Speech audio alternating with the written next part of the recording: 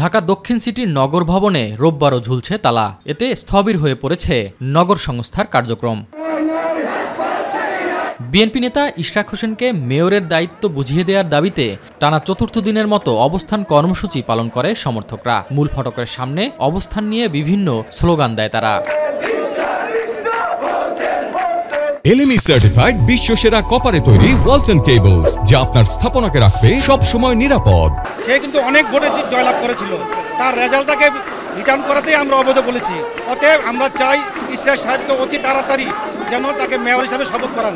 যতক্ষণ না পর্যন্ত ওই আসিফ নব্য স্বৈরাচার হিসাবে যে আসতেছে, সামনে যা পরিচয় আসতেছে না করবে, ততক্ষণ পর্যন্ত আমরা আন্দোলন চালিয়ে যাব। অবিলম্বে ইশরাক হোসেনের শপথ অনুষ্ঠানের দাবি করেন বিক্ষোভকারীরা। এখন আমরা নগর ভবনের সামনে কেন্দ্রিক আন্দোলন করতেছি।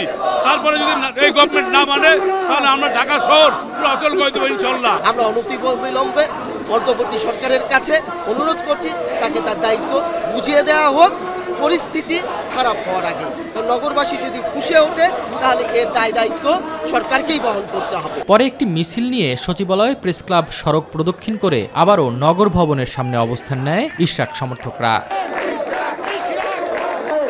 এস এম আরিফ, মাই টিভি, ঢাকা।